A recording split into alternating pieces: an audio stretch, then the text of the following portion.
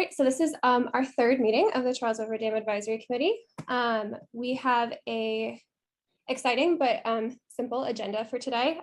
This meeting is focused on engineering, flooding, and safety considerations, and we have folks from GZA here to give us a really nice presentation on kind of the work that they've been doing and answer some of the questions that have been raised already in our community input sessions and through our previous advisory committee meetings.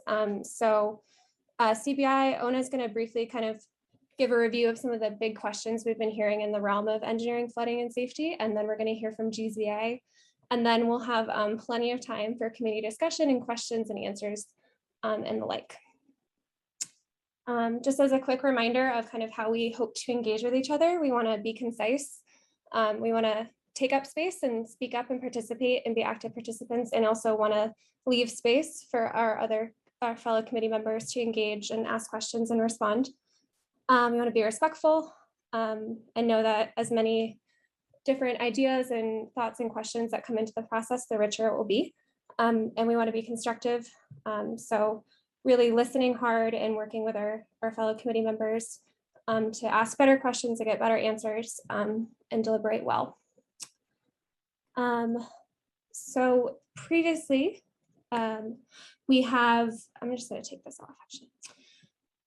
Previously, we've done rounds of introductions, but we do want to save some time because we know that this is a presentation that folks have been really interested in hearing. So just take a minute, we'll just do some introductions in the chat for our committee members. If you just kind of, today is the first day of fall, so if we kind of want to think and share something that you're really looking forward to doing this fall in the chat for a moment and kind of welcome each other into this space. And I can share mine as well.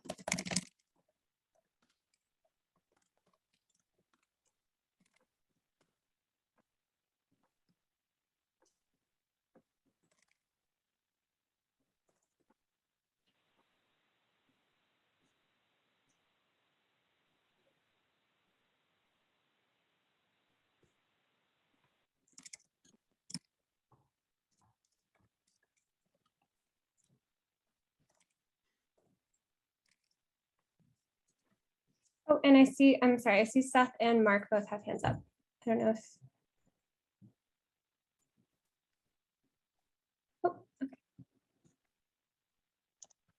okay. Trick and treating, that's exciting.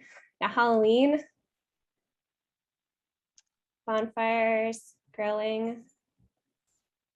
Just got our grill set up. I'm very excited about that as well, Mike.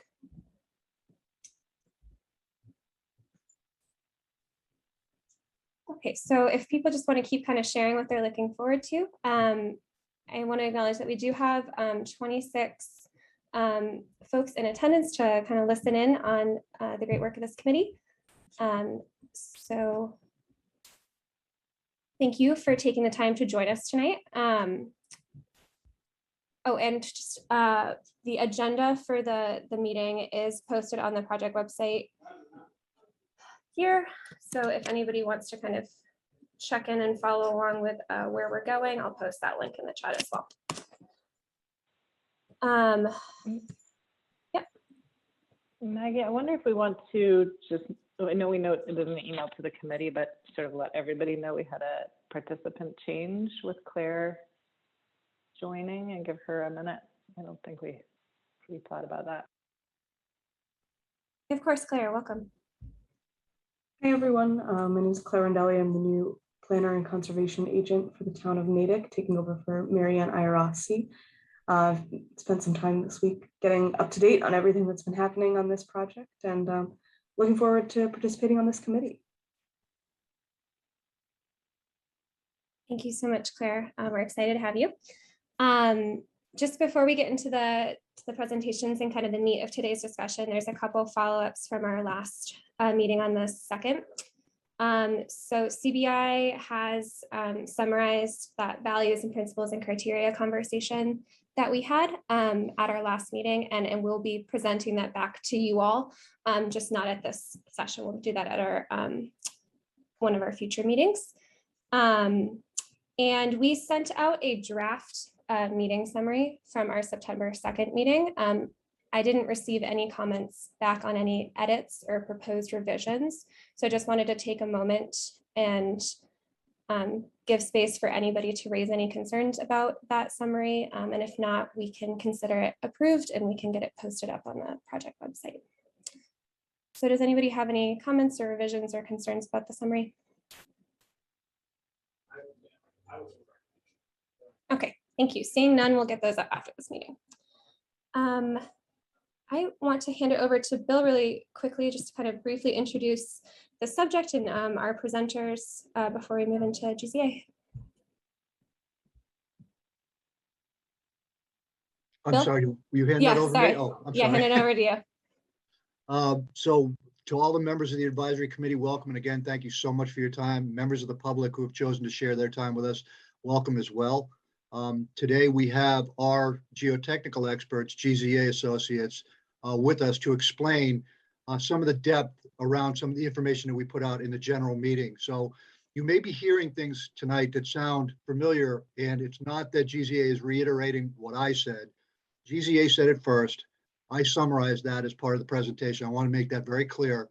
The reason I sounded smart at all at the first meeting is because GZA made it so. So if you do get a little bit of repetition in this, understand this is the information they provided for us regarding the inspections. And again, they can go in depth as to how they came up with their answers and what the methodology is that they're looking at and the alternatives that they've looked at. So again, thank you for your time, and I'm looking forward to listening to her. And I think I'm going to just interject as we hand this over to GZA then. Thanks, everyone. Nice to see you. We've asked GZA to present on a lot of different things, right? We know from the public input and from all of our conversations to date, we're really interested in flooding, in safety, in where the water might be under different scenarios, what might happen downstream. And they're going to take their first crack at it and hopefully get us a whole bunch of good, useful information. It's for sure not going to answer 100% of every question we have. So as you listen, if you have clarifying questions, go ahead and raise a hand and we'll find good stopping moments. And GZA team, if you have those, and you want to pause at different points and check for any questions, that's great. But if you have bigger questions and you want to go back and forth with GZA and really get into something, if you can just jot those down during the presentation for yourselves, and we'll have time for that discussion. We have about a half an hour of presentation content, which might take a little longer if we do a little back and forth, and then a bunch of time for discussion. And one of the things Maggie and I will be listening for is to identify questions that definitely are kind of not taken up in this presentation that we want more answers and more information to, and we'll come back to that at the end of the session.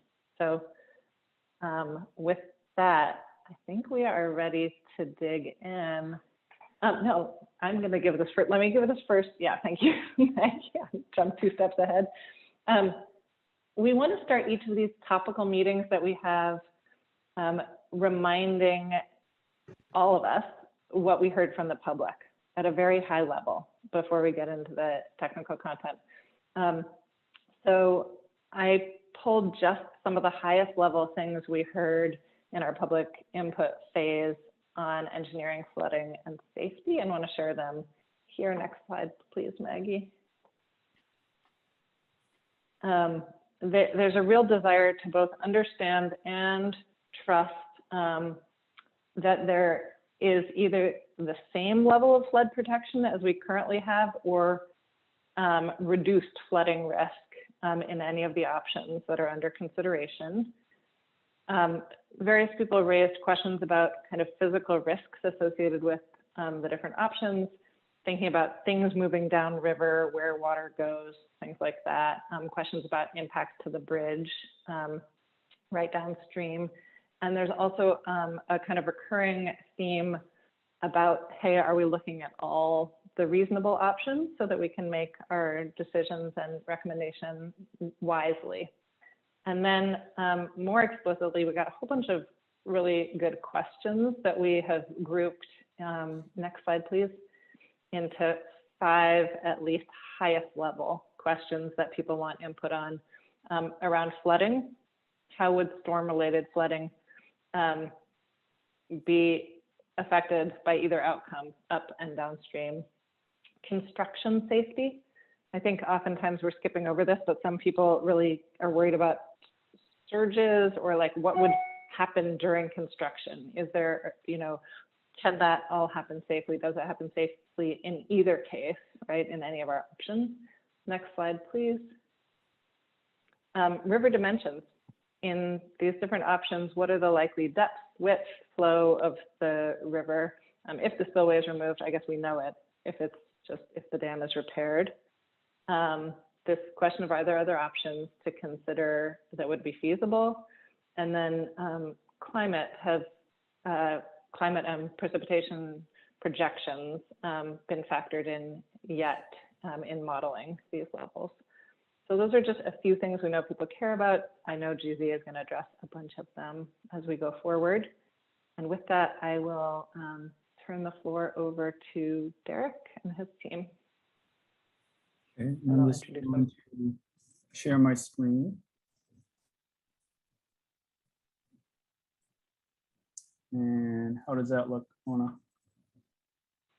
Looks good. Looks good. Okay, and you can see me flip. Okay, so that's great. Yep. Thank you very much for having us here today. We're excited to present to you guys. I've been following the committee online, your website. In the last 2 meetings I've been able to watch. I think your topics have been very well presented. As Bill says, he's boiled down a lot of what we've presented to him previously. And we'll try to move relatively quickly through the things that Bill has already touched on, because I think he's done a very nice job. But in the interest of completeness, we will go through them. So we're here to present the technical aspects of the projects and the project, and we hope we answer any outstanding questions, and there'll be plenty of time at the end for questions. Ona, I'll be looking at my second screen as I go through this, so I won't see comments or anything pop up. If something comes up with you or Maggie, please feel free to interject if there's a pause in my talking or anything. Absolutely, thanks. So here is our agenda for tonight. I have an introduction of our project team and GZA in general. Talk about GZA's history with the dam, our previous inspections and studies we performed. You see the term H&H up there, that refers to hydrologic and hydraulic studies. Hydrologic is the water coming in through rain or flow down the river. Hydraulic is the ability for the dam to pass the water. So I'll just say that up front. When I say H&H, we're basically talking about ability of the river of the dam to pass the flow. We'll talk about the dam, its current condition, touch on the dam safety regulations, and the noted deficiencies we've seen throughout our inspections. Talk about the dam repair design that we initially engaged in. It was broken up into 2 phases. Phase 1 was to repair the embankment, which on the right side, now again, I'll just say up front, in the dam world, we refer to as if you're looking down, standing at the dam, looking downstream. If I say right, I'm referring to the embankment portion of the dam. If I say left, that would really pertain to the spillway portion of the dam. And that goes for the river and the impoundment too, the left-right orientation. Phase 2 would include repairs to the spillway, the training walls and such, the low-level outlet gate. We have some renderings that we developed for the repair option. And as you know, we've also looked at a study to remove the spillway. So we'll touch on that and the work that we've done. We've done some sediment testing, some H&H analyses for the spillway removal. And again, we have some renderings to present to you here today. Some key concerns have been raised throughout your meetings, and we're going to touch on those today. Hopefully we've got most of them, but there'll still be time for questions if more come up. So our project team is myself, Derek Schiffer. I'm a senior consultant at GZA. I've been here almost 24 years. My background is primarily geotechnical engineering, although, I mostly do dams these days. I'm in the dams group.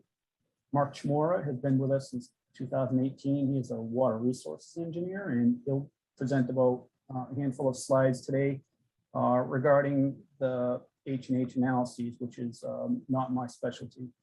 Jim Garante is with us today as well. He is an associate principal and provides QA, QC for the project at this time. Jim has been working on the project for many years. So briefly on GZA, we were founded in 1964. We have 30 offices in 15 states. Our headquarters are in Norwood, Mass. We offer 5 core services, which are geotechnical, environmental, ecological, water, and infrastructure management. And our dam work would fall under our water core service. And there's about 700 of us, and we are employee owned.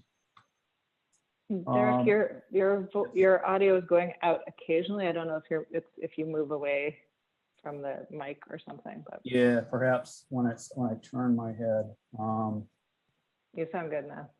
I will try not to turn toward that screen too much. So thank you for letting me know. Our dam engineering experience, we've worked on hundreds of dams. We work on many dams each year. We do a lot of inspections. We do H&H analyses, stability analyses. We do repair and rehabilitation design. And we've also designed and permitted over 28 dam removals over the last 15 years. So this is something we've done quite a bit of as well.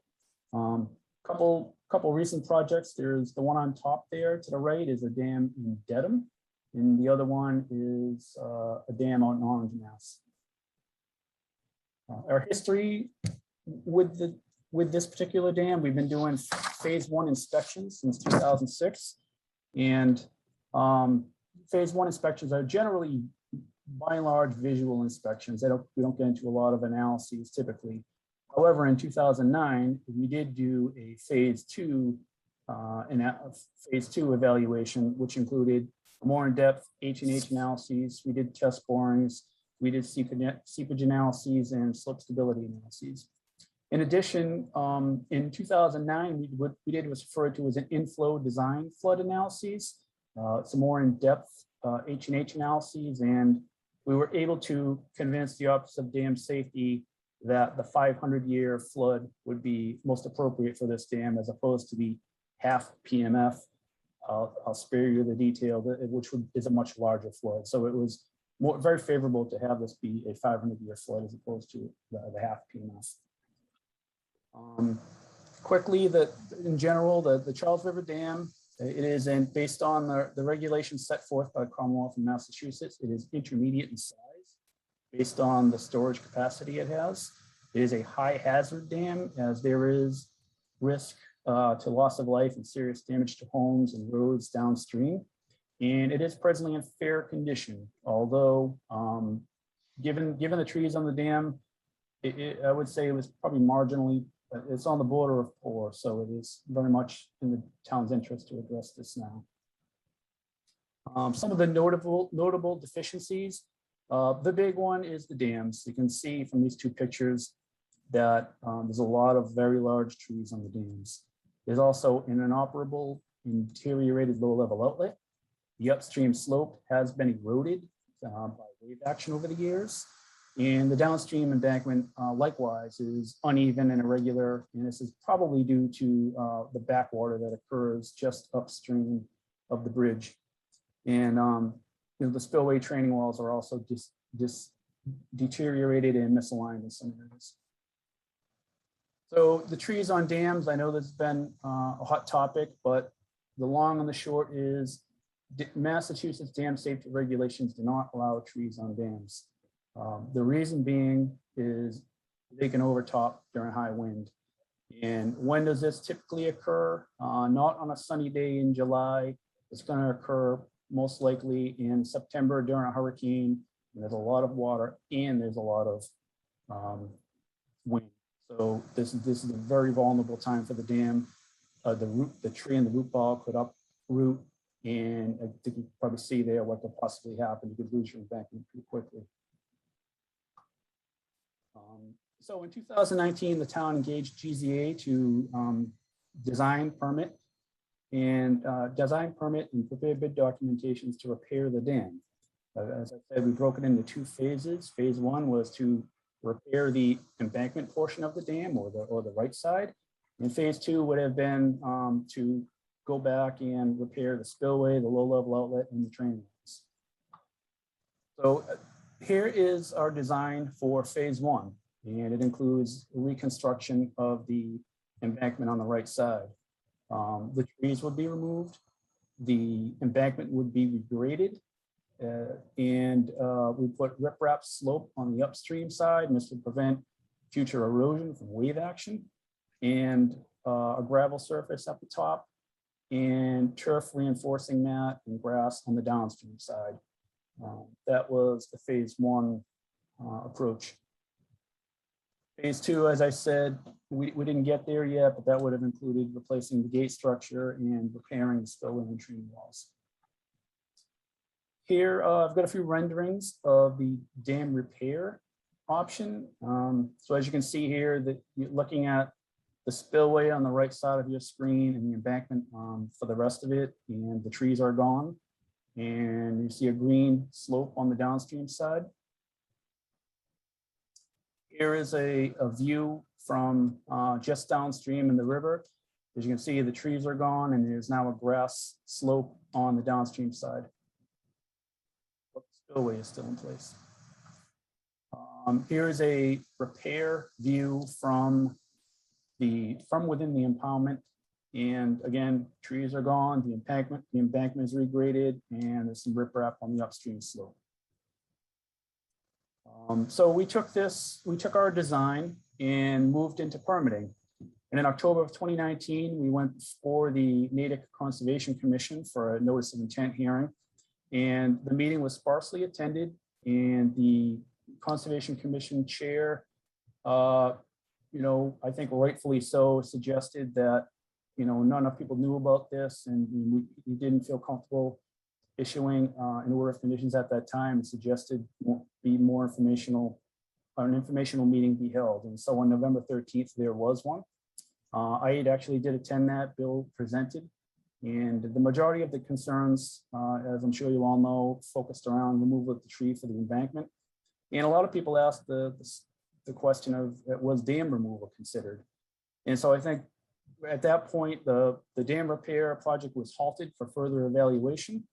And we started looking at options to remove the spillway and restore the river. So we did just that. This is the scope of work GZA had. We did an outreach to potential partners and regulators. We did some sediment sampling analyses. We did some sediment probes within the impoundment. We did hydrologic and hydraulic analyses for a dam spillway removal.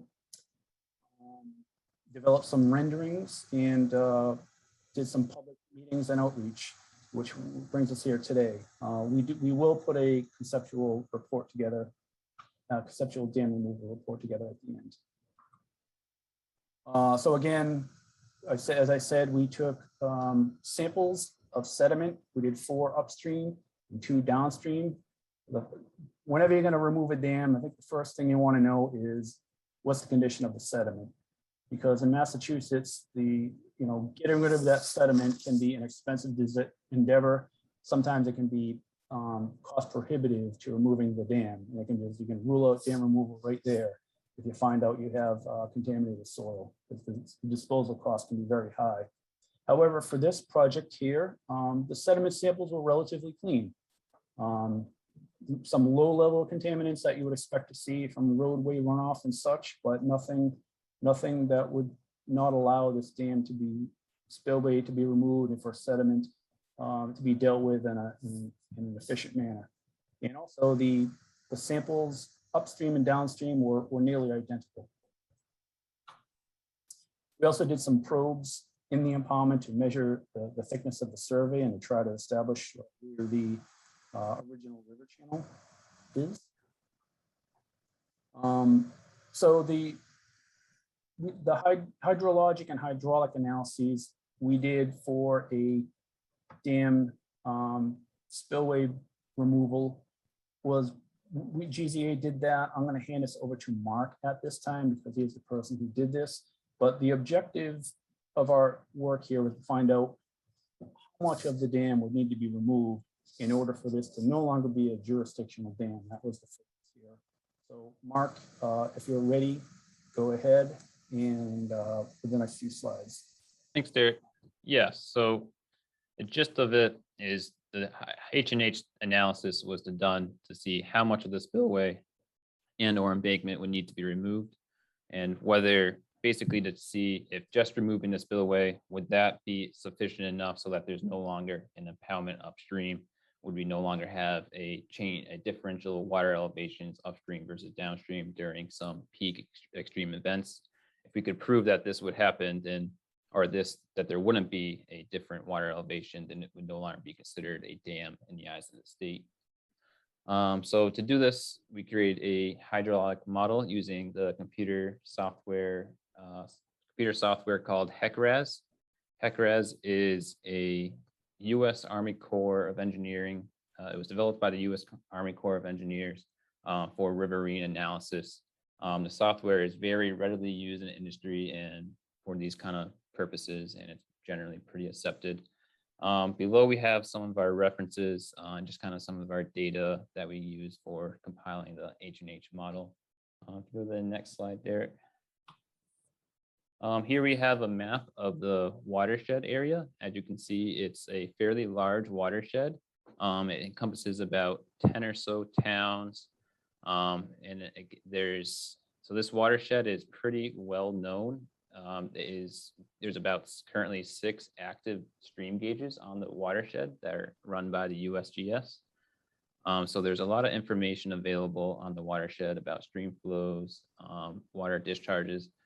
Some of the stream gauges have been there going back to the 1930s of continuous daily water level readings and water discharges. So to start, we had a pretty good basis of to work for to create our hydraulic model, basically. Go to the next slide.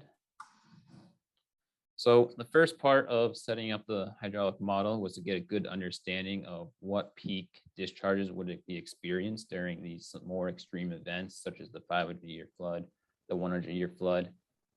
So we settled on using values that were published by FEMA Flood Insurance Study. The most recent study was published in 2016.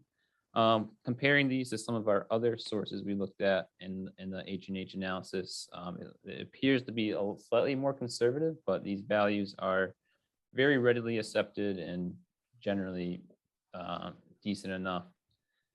But they're based on actual stream gauge probabilistic analysis using real stream gauge historical data. So they're very accurate, and we were pretty confident in using these published values by FEMA. So the H&H analysis, we looked at a few different removal strategies, partial removal of the spillway, complete removal of the spillway, and also removing the spillway and the earthen embankment on the right-hand side of the dam. If you go to the next slide, this will kind of show us in plan view the limits of removal that was modeled. One thing to note is the partial removal. In terms of partial removal, we mean removing completely the dam from the top of the dam all the way down to basically the river bottom, not just lopping off the top of the dam or so. We're actually creating a significant notch in the spillway so you don't have a difference in river bottom elevation. It's just a clean shot river. I think that's all I have to say on this one. Go to the next slide. So here's an actual printout of our model. Here, so this is showing the flood profile for the 100-year flood. This is an elevation view. We have the spillway on the right, and the downstream bridge is that tall structure, that tall vertical line on the left. So here is showing the water elevations for the 3 different model or 3 different removal scenarios, including the existing condition run in orange. The thing to point out here is there's a minimal difference between the 3 modeled scenarios. So there's minimal so the water elevation upstream of the spillway or whatever is left after removing partial or complete removal of the spillway, there's minimal difference in those model scenarios. Therefore, removing only a portion of the spillway would be sufficient enough in theory, to decommission the dam. Another thing to point out is downstream. This has brought in a lot of thought. The downstream water elevations aren't expected to change whether you remove the spillway or not, or whether you remove a portion of the spillway or remove the entire embankment. Therefore, to kind of, we'll talk a little bit more about the flooding issues a little bit, removal versus not removal. But if I could just touch on this briefly, essentially why this is happening. Basically, the spillway is a run-of-the-river spillway and dam. The spillway is not actively limiting the amount of flow that is traveling downstream of the dam. So basically, in some other examples of dams, you might have a large reservoir that's able to soak up a lot of the volume of water and limit the releases downstream. But here we have what's called a run-of-the-river dam, which is basically the river that's discharging downstream is flowing over the spillway and discharging downstream at the same rate. So it's not, so whether you remove the spillway, it's not affecting the rate of which water is traveling downstream. Essentially, the flow of water would remain the same. So therefore, you see similar water elevations before and after removal. But we'll touch base a little bit on this. We have a nice kind of map showing the limits of flooding before and after as well. But I think we can go to the next slide. So here's a printout of some more model results. The key takeaway here is looking at the difference in water surface elevations upstream and down, immediately upstream and immediately downstream of the dam. You can see that column on the right, the difference in water elevations are all below 1 foot. And that's significant because the Office of Dam Safety, to decommission the dam, they're going to be looking at whether the impoundment, whether there is an existing, whether what's left of the spillway after removal, is it still creating an impoundment? And is that less than, that should generally be less than 6 feet. But as you can see here, we're significantly under that in all modeled scenarios, including the partial spillway scenario, where you're only removing just a small portion.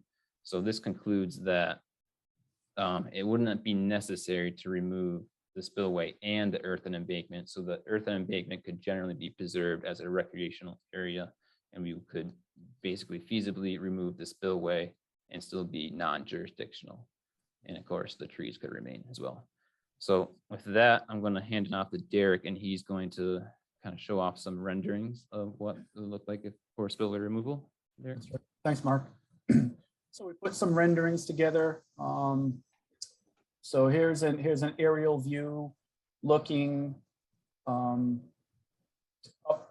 upstream, and the dam, if you can see my cursor, the spillway would have been right about here, and so the river has narrowed down where the river would have been out in this area, and it would have been out in here, and we've got it, approximately as we show here now.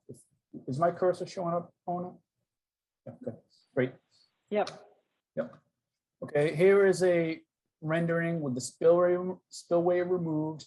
Again, you'll notice the embankment is in, the trees are in place. And here's what we expect the river to be looking like.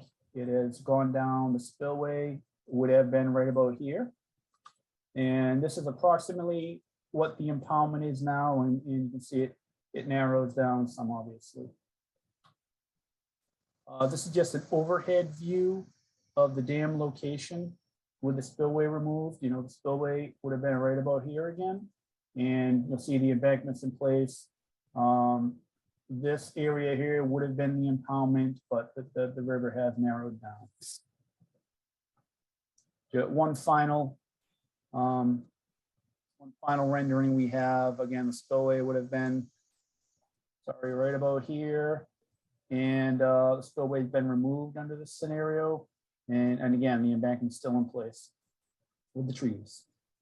So those are just some, artistic renderings of what it might look like with the spillway removed.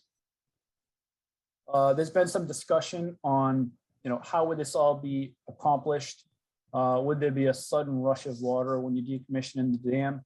And I think Bill, showed this at the last presentation, but it's a great slide, a couple of slides. This is a dam we worked on up in upstate New York, but it's very similar in principle to the Charles River Dam. There is an outlet on the right side, and it's generally a run of the river dam.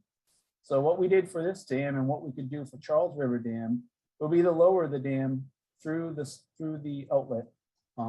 We'd open it up, allow the pond to drain in a controlled manner, let the river levels come down, and then simply go in and hammer and excavate out the spillway.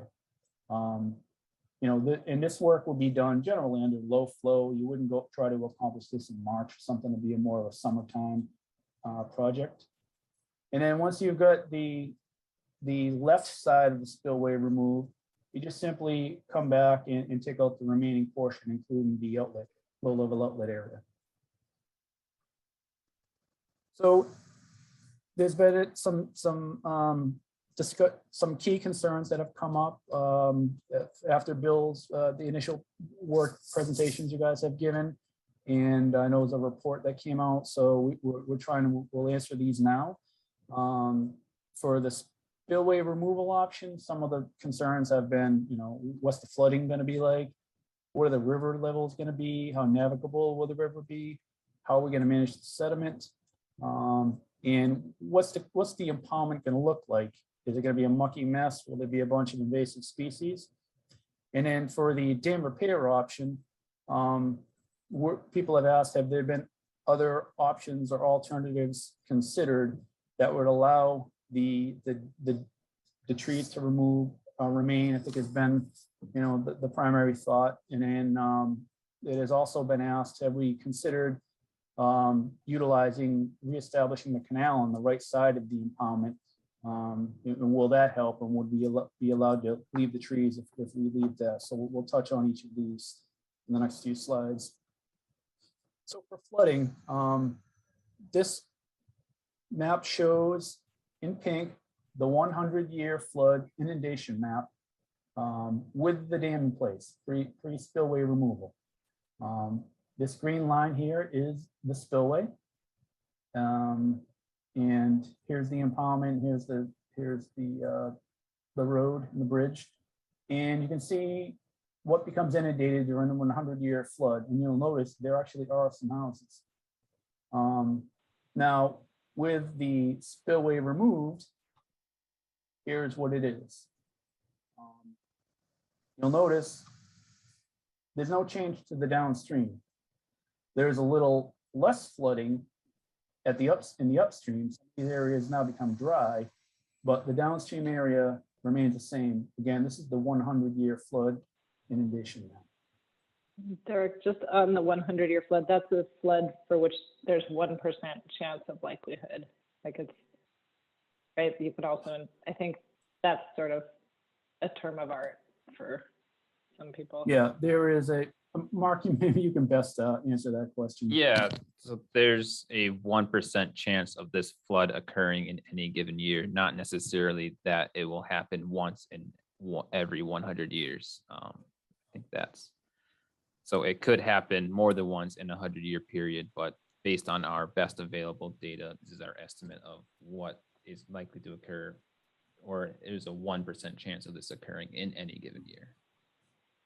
Thank you. You could get 100-year floods twice in a month, and we've had that happen. I think 2010, I think that might have happened. Right, and they could also change technically with onset of climate change, of course. Yep. It could become worse. The more rain events there are, the more that the flood values change. It's a moving target.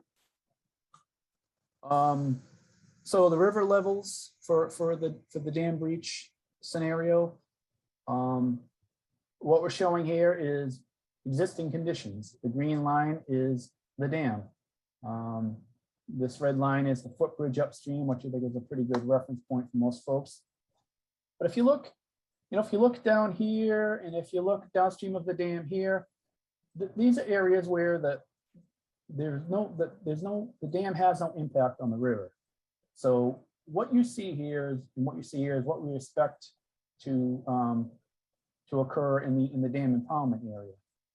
And so we've just extrapolated that here. And this is what we expect. We expect the dam to then go down into the old river channel or cut a new channel. And so that's what we anticipate there as far as river levels and the river width. You'll see in this slide here, there's the Cochrane Dam downstream, and then the Charles River Dam represented by this green dot. And then way upstream, and I believe in the town of Medway, it's the Sanford Mill Dam. So taking out the Charles River Dam would open up a 25-mile stretch of the Charles River. I know that would excite a lot of kayakers. Presently, I think the folks coming upstream and they need to get out of the kayak and portage across the street, or resume their kayak and go down to the Cochrane Dam. And I found this this website here, bostonkayaker.com. It's a well-traversed stretch. I'm sure many folks are familiar with this. And what's interesting about this photo is it appears to be the summertime and in low flow, and you actually see kayakers heading downstream and some going upstream. So it under the right conditions, I think it is a navigable river in both directions. Certainly during a flood, you have quite a challenging time going upriver, but I think under normal conditions, you can go in both directions. The sediment management. In short, the state of Massachusetts, the preferred method, if there's no contamination associated with the sediment, is to release it downstream. It would replenish what has been a sediment-starved area downstream. Is better for fish and aquatic habitat. So that's the preferred method. So that's what we would propose to do here if the town goes in this direction. The environmental analyses support a release of sediment downstream. Of course, it was something that need to be monitored. Sometimes you can have certain areas get hung up, the sediment can accumulate. So it'd have to be a sediment management plan in place to maybe get it in address areas that there's really no culverts to clog here, but nonetheless, there could be areas where the sediment could build up and you may need to mechanically move it along. We see that sometimes. Here's a project of ours back in 2018. This is the Upper Roberts Meadow Reservoir removal up in Northampton. And this was a large sediment removal project. But what's interesting about this slide is that the river can carve out through the sediment and deposit sediment downstream in a very rapid manner. The top photos from July of 2018 and the bottom ones from August of 2018. And a couple interesting things. You'll see a nice river carved out, the river's reestablishing itself, and also the vegetation is coming in quite rapidly. Here's a recent project of ours as well. This is at the Third Herring Brook in Hanover, Mass. The dam was breached in November of 2020. And what's interesting about, even in November, a few days after removing the dam and having the water come down, within a couple of days, we started getting vegetative growth out here and a river cutting its way through. And very recently I was out there again, and it's coming in, it looks like a jungle out there now. So it can establish, vegetation establishes very, very rapidly, we find in these projects. Folks have raised the question of invasive species, and yes, this can be an issue. Some of the things to look out for most commonly are purple loosestrife and Phragmites. There would need to be a monitoring plan in place, a multi-year monitoring plan, and also a response plan that, if invasives are coming in, what are you going to do about it? Some of the measures that can be used for controlling is, in some cases, the native species just outcompete the invasives, and that we find this to happen more times than not. But in the event the invasives are winning the battle, there's measures that can be taken, mechanically pulling up and derooting the invasives or applying herbicides. And also, believe it or not, there's a biological control that can be used to control purple loosestrife, and that is by releasing beetles. This was used on a project down the Third Highland Brook and over in Norwell to a good degree of success, I understand. Folks have asked, is there any other way we can repair the embankment in a way that would allow us to keep the trees? And we use a really conventional repair option for this. We regraded it, put riprap on the upstream slope, took the trees out as required by the Office of Dam Safety. But we did give this some thought.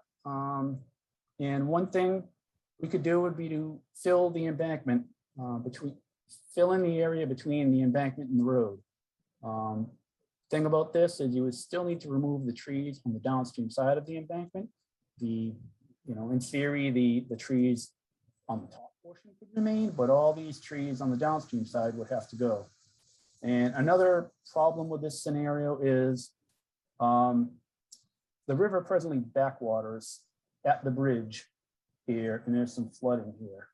There's flood storage area here.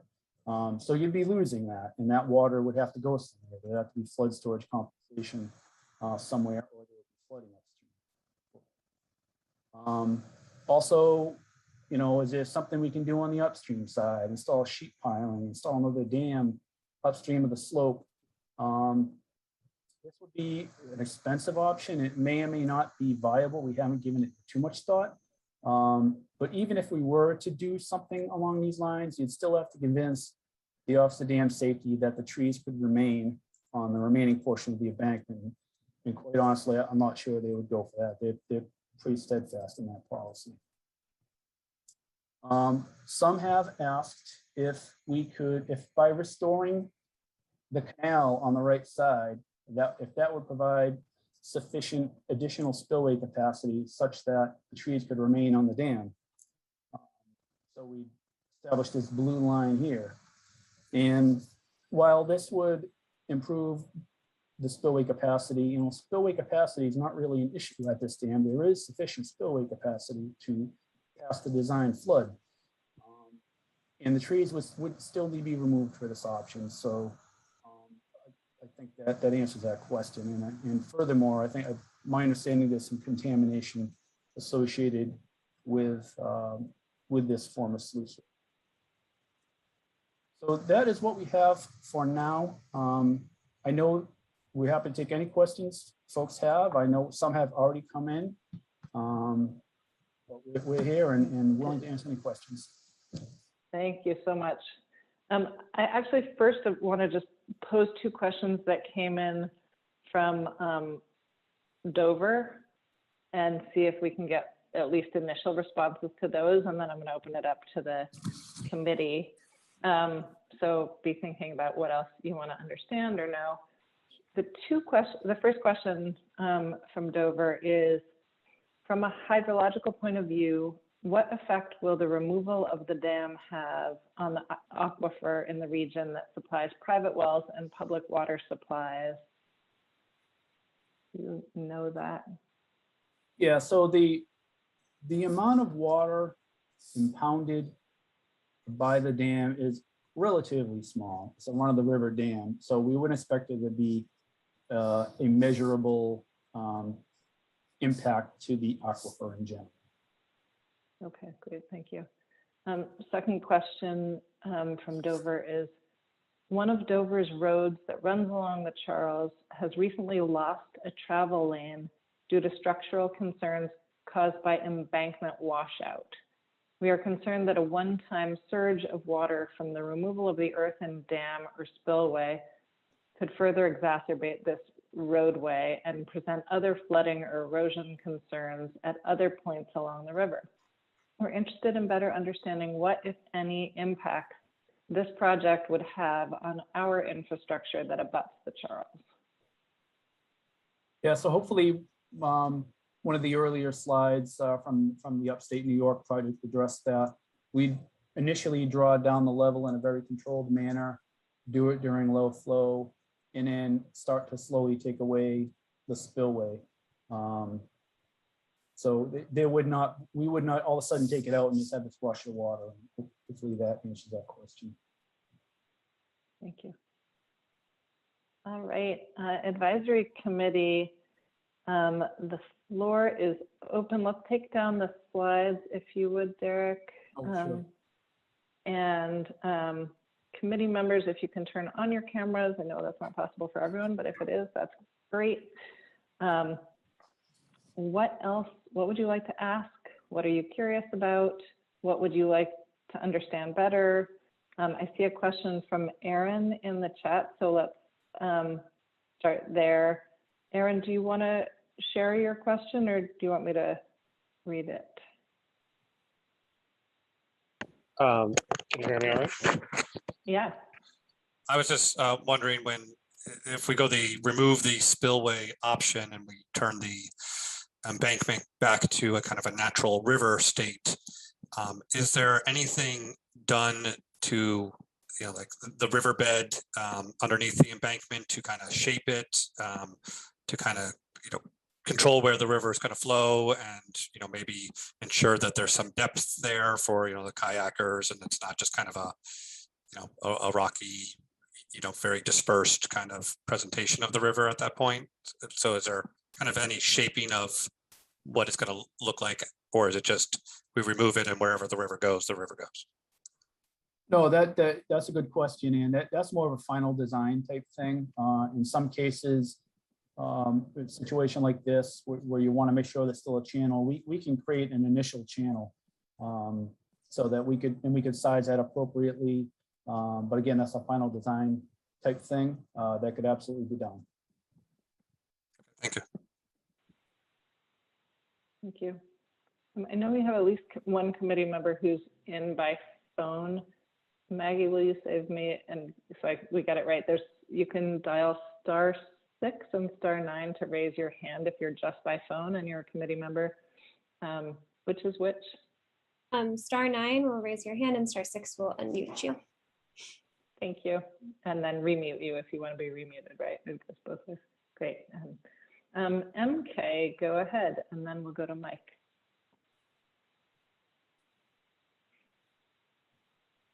Hello, this is Mary Kate Schneeweiss from Beals and Thomas, or not from Beals and Thomas. I'm still in the office, from the Conservation Commission. And my question actually relates to that, with the understanding that the alternatives other than the, the kind of two chief alternatives haven't been through the same level of design.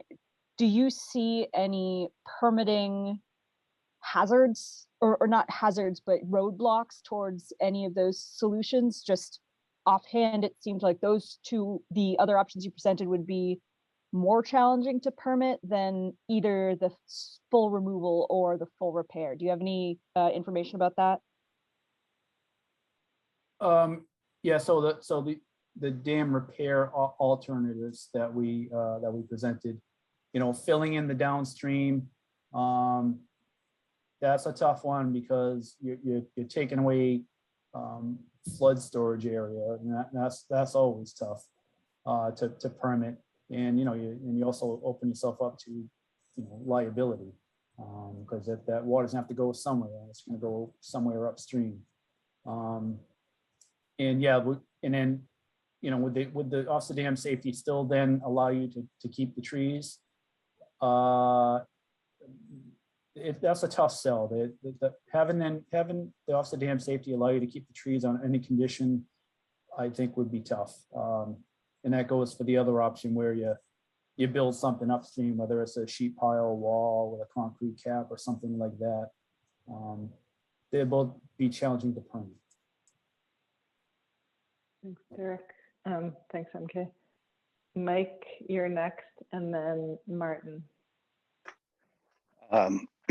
Thank you. I guess my questions mostly raise around what are our options if we do remove the spillway? Is it simply, just remove and get out of the way and watch things happen, similar to what Aaron was saying? I noticed that there is an elevation change, a natural elevation change, and maybe the sediment removal will will bring that to more equilibrium. It's good to hear that a partial removal of the spillway is enough to decommission the dam, so that gives us more options in that regard. I'm thinking about what I saw at the Shawsheen River, where they were able to create some riffle and some sounds when they removed that dam. That was actually in the deed. They had a dam there that obviously created some sound, and that was in the deed to have that sound, and that's why it was there. So they created some riffle there. So I guess it's a long-winded question on how deep your analysis is. Is there, at this point in our research, is there enough data that we can know what the river will look like, and as we add options in? I'm thinking about some of the historical components of what's there now, like the valves and so forth, keeping those, maybe creating some riffle, things like that, the navigability. What kind of assurances are we able to give the community as we vote on these options to what we can create or what we just cross our fingers for? And maybe you can just comment on that. Well, as we said, you only need to remove a portion in order to decommission the dam. So it'd really be up to what the town would want aesthetically, really. But as far as creating a channel, like a pilot channel that to guide flow and regulate upstream flow to some degree, that's something that can be designed, something we've done many times. I think clearly here the issue would be to maintain some type of continuous navigable passageway through the area, and that can be done. I hope that answers the question. Yeah, I think it does a little bit. I think it's something we probably need to dig deeper in as the options become more clear. One other thing, when in the process of removing the spillway itself, you mentioned trying to pick a low flow time frame. I'm assuming this isn't a week project, that it's probably a few months between access and setting it up and all that. I know this past year, for instance, during the low flow months, we actually didn't have low flow. We had some record flooding. So, maybe talk about what the protections are, that even if you got into a project during a historically low flow season, what happens when the river does rise 5 feet? What are the risks there, both ecologically as well as risk to property? Yeah. Yep, no, that's a good point. So yes, it would take count on a couple of months, 3 months of soup to nuts by the time you mobilize and restore disturbed areas and so forth. Actual removal of the spillway, I think, would go pretty quickly. You could pick a good time to start. Certainly a storm can come along halfway through. But I think for a dam like this, there wouldn't be a lot of risk with that, because let's say you take out the first 25 feet and then a big storm comes along. Well, your pond is already way drawn down, and now you also have a lot more spillway capacity. So if anything, there is less risk if that were to happen during construction. With each passing day, your chances of flooding become less. Thank you. Thanks, Mike. Let's go to Martin and then Bill.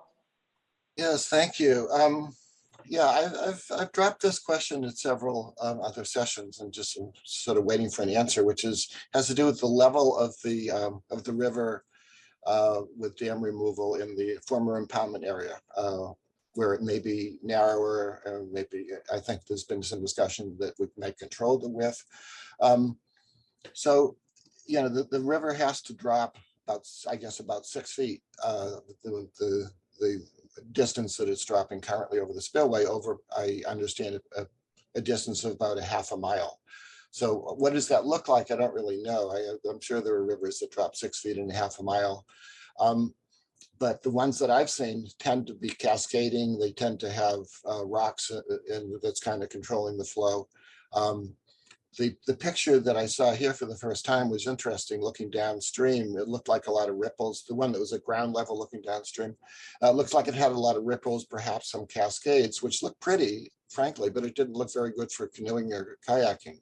So I'm just wondering if they're going to be those really in those shallow areas. And I'm thinking of downstream of the Pleasant Street Bridge, there's this 100-yard area or so where you just can't get through except at spring flooding because it's just too shallow, because it's basically because it's doing some dropping, some elevation dropping there. So that's kind of the first question. And then kind of the second part is if you can get downstream, can you get upstream? Because you're basically somehow climbing that 6 feet if you're going upstream. So I just don't know if you can do that. Yeah, that quite honestly, that's a tough one to answer. And as you say, there's an area downstream where it's evidently tough to navigate. We could put a channel in at the dam. Certainly that would hopefully allow for canoe passage, kayak passage, but further downstream, the river is what the river is. But I think generally, you know, what you see a short distance downstream, what you see a short distance upstream is what you could expect. The water would be within the banks of the river. You know, what that depth would be obviously would depend on the time of year and how much flow is coming in. But if there's a wide, hard bottom area downstream of the dam where the water disperses over a wide area, you know, it's going to be shallower for sure. I'm sorry, it's just a little tough to quantify. Thank you. Bill. Thank you, Ona, and thank you, Derek and Mark. I appreciated the presentation. As the water carves that channel in the impoundment area through the sediment, the remaining sediment is what continues to grow, and a lot of that is, you know, trapped seed that's already in the sediment now. What's the consistency of that area, and is that something that over time could be walked on, or, you know, so that the park areas could be accessible to the river's edge? Is that consistency of that sediment, does that ever, you know, harden to a point where we could have, you know, additional park area on either side, or is that basically just an area that grows wild? You cut out a little bit, at least for me, Bill.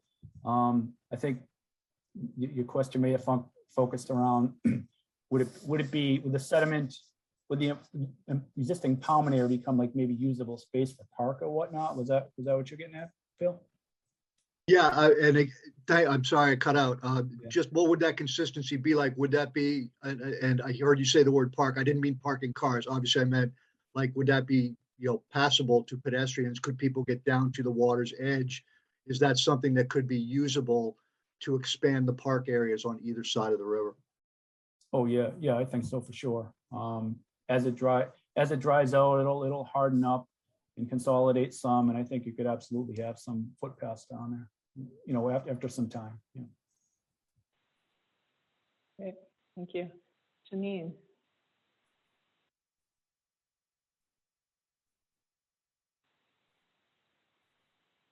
Janine, you're up if you can hear me.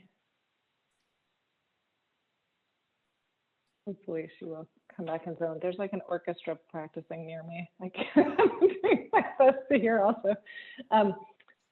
All right, committee members, this is also a great time for, I mean, ask questions of GZA. We're so happy to have their team on. And like, this is a good time to kind of flag what you're hearing, what you're feeling reassured about, where you're still kind of questioning, you know, any reflections. It's a great time to jump in with those. I'm going to try one more time. Janine, can you hear me? I'm here. Can you hear me? Perfect. Okay. Yeah, go ahead. Okay. I have several concerns. One is about the Pleasant Street Bridge. Will the impact of the change in elevations and the grading and the excavation generally endanger that structure, do you imagine? And secondly, the riprap, that I've only seen your sketches illustrating the riprap as a dumped stone pile, very unaesthetic and not, I cannot approve that. So there are riprap where there's placed larger stones, and I would like to promote some additional thought in favor of improved beauty for that side if we go this way. Sure. The purpose of the riprap is to protect the embankment from erosion and wave action. And it might seem crazy to think of wave action for a dam like this, but it does happen all the time. You get this constant lapping and lapping of the waves, and it slowly but surely erodes away at the embankment. It does not necessarily have to be a dumped riprap. If people don't like that appearance, there are other options. I will say they cost more. But as long as there's some type of, a hard rock surface that protects against waves, that would be an acceptable design and would get approved by the Office of Dam Safety. And regarding protection of the Pleasant Street Bridge, the vibrations and whatnot from hammering of the spillway and excavation in trucks would be relatively minimal, at least to that distance downstream of the dam. Certainly we could set up vibration monitors and such to monitor during construction, but I would not expect there to be damaging vibrations caused by removal of the spillway, and I hope that answered that question. And if I could jump in, elaborating on Derek's answer with respect to the bridge, if you're thinking about potential for the river to cut, further cut or scour in front of the bridge or around the bridge pylons, that would be something that we would look into during final design if we were going to go with a spillway removal option. Because yes, we, not only during construction would we want to protect the bridge, but the finished condition would need to be, the bridge would need to be considered in the finished condition as well. Yeah. Just to be You clear, seconding? yeah, okay. just one last thing. The idea of doing a partial removal of the spillway, is that just a compromise position, or is there a reason that you're looking into that? No, we were just when we first embarked on this, we wanted to see, could we just take the spillway? Does it have to be the spillway and the embankment? Because leaving the embankment was a good option, and a lot of people wanted the trees to remain. So we said, okay, you don't need to take the embankment, you simply leave it, take the spillway out. We further looked at that and be like, well, if we just do a portion of the spillway, would that be enough to no longer make it a jurisdictional dam? And the answer was yes. So it just gives it wasn't a compromise in any way. It just gives the town options to perhaps leave a portion of the spillway for historical purposes or whatnot, to buttress the existing masonry walls that are there. It just gives you flexibility, but whatever the town decides. So it's kind of a little from column A, a little from column B with the partial spillway, right? I think you save the trees, you save a little bit of the waterfall, and you revise the river, right? Well, to be clear, water would no longer pass over the remaining portion of the spillway left in place. The water would be down further.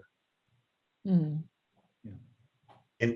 And the water level, the spillway notch, for lack of a better term, would have to be designed such it would need to be wide enough so that during the flood, water would still not flow over. It would not impound more than, 6 feet, which would therefore, we would not have any of the water during a flood event go over the spillway. Otherwise, it would, if it builds up more than 6 feet, it would still be classified as a dam. So we need to there's a happy medium. We need to take out enough of that spillway so that the design flood passes without it being a jurisdictional dam anymore.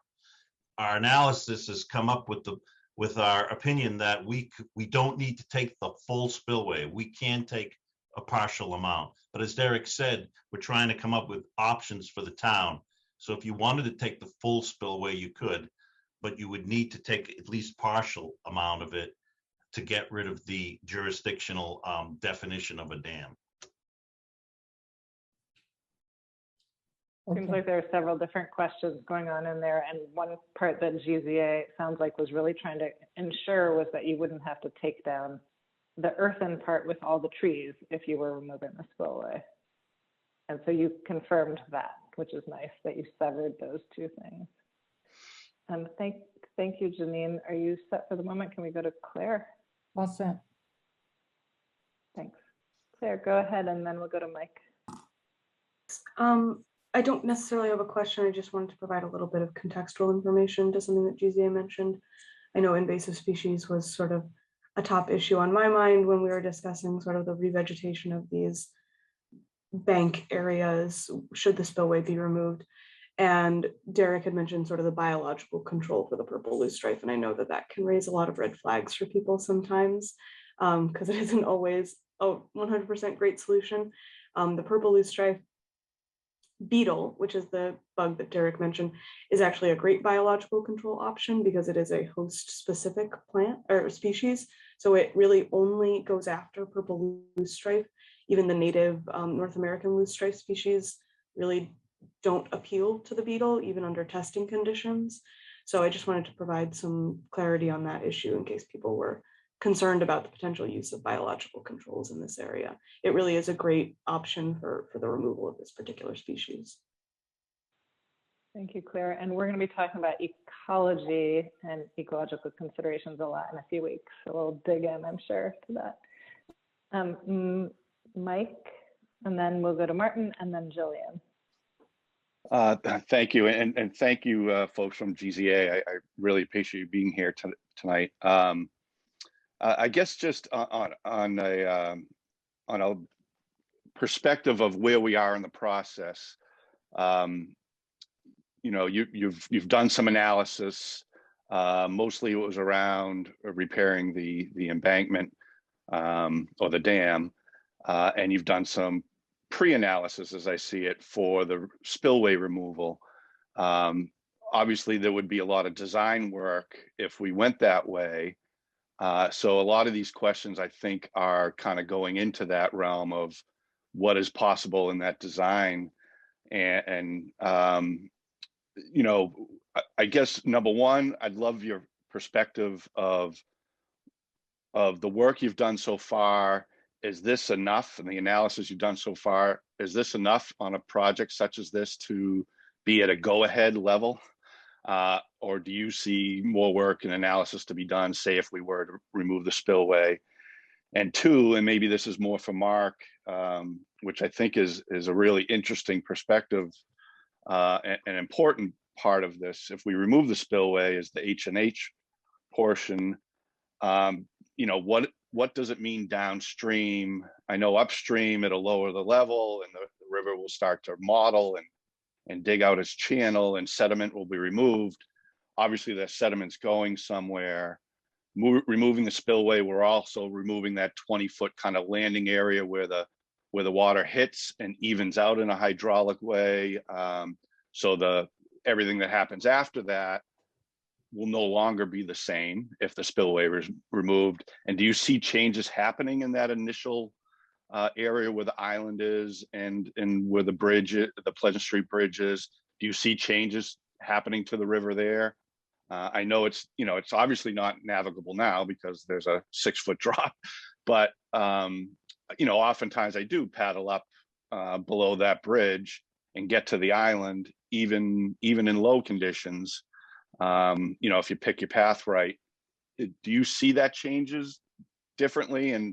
And is there an analysis in your tool bag that will give us a very good idea of what it's going to look like? And thank you again. Yeah, I'll touch on that. I think certainly determining what it'll look like immediately downstream, I think is the most challenging portion, because it is a rocky bottom. I don't mean bedrock, although there may be some bedrock there, but I think it's mostly like a cobbly like bottom, and it disperses. Upstream we have a pretty good handle on what's going to happen. The river is going to carve its way up, but I just think there is a natural kind of a hard flat bottom there where it's harder to quantify what the river levels are going to be there. But as I said, certainly in final design, we could excavate some pilot channels in the dam area to guide that along, and perhaps with time the river would kind of cut its own way through. But I'm sorry, that is definitely the most challenging part to predict. Yeah, that's what I was kind of saying. I think it would depend on the design of the final breach, I guess, and the kind of, could you cut in a channel to kind of make more of a passable throughway there, but it would still kind of depend on final design, I think, particularly in that stretch from the dam to the bridge area. Let's go to Martin and then Jillian, and I'm happy to see David. And I know there are like maybe 4 or 5 other committee members who haven't shared anything yet. If you have any thoughts, we're really happy to hear them. Martin, go ahead. I have a question this time about flood control. And I haven't heard much mentioned, but I've heard some. Under both options, it seems there's potential for a little bit of flood control. If the dam is kept, the gateway, I think it's called, where the level of the river can be controlled, which is now, I understand it's not working, but that could be repaired and we could control the level to some extent. So Bill McDowell was talking way back at the beginning of the process about potentially lowering the river level when there's an expected series of heavy rains, and then letting it fill up, and that would, control some of the water. And in the event of removing the spillway, it seems that the former impoundment area is relatively flat, and so that would serve as a floodplain, and a lot of the excess water could be absorbed in that floodplain for a period of time. So I'm wondering if either of those methods of flood control one would be better than the other, or whether they're significant or whether they're not significant at all, or what. Well, I'll touch on if the dam were to remain and be repaired and have a functional low-level outlet. Yes, you could draw down the pond if you've got the proper permits in place. You could draw down the pond in advance of a storm. So I can tell you the inflow coming in during a storm is significant, and it would quickly overwhelm that low-level outlet, and it would essentially be a speed bump, and it would really do nothing to control flooding during a significant flood. So most flood control dams are very tall structures, and they can hold back a lot of storage. This is not a dam like that. So it's a 6-foot high spillway roughly, and it just simply cannot hold a lot of water. So I hope that clarifies that. And so for the dam removal option, I was less clear on your question, Mark or Jim. Did you?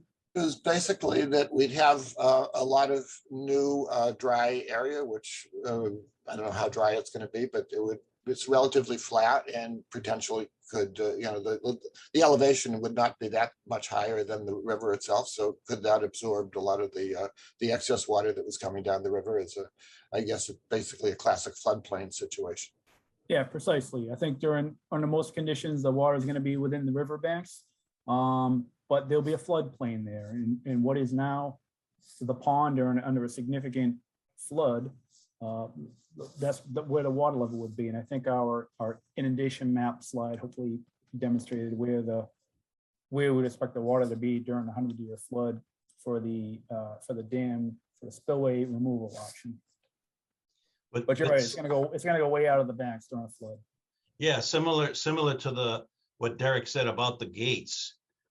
being overwhelmed. The fact that you have such a large drainage area for your watershed, there's so many square miles of drainage area contributing flow to the river, that the gates will soon be overwhelmed, even if you open them up and drain the pond beforehand. Similarly, with the new flood protection area that you create because you've permanently lowered the river in the removal, that'll be filled up quickly, and then we get back to the map that we showed, the inundation area that we showed, where it'll overtop those banks. And so there really isn't all that much you can do. It's just the nature of the beast. It's a run of the river dam. Water in is water out. And there's really not much storage, or attenuation is a word that Mark likes to use probably, that that just doesn't, the attenuation or storage, it's just not there.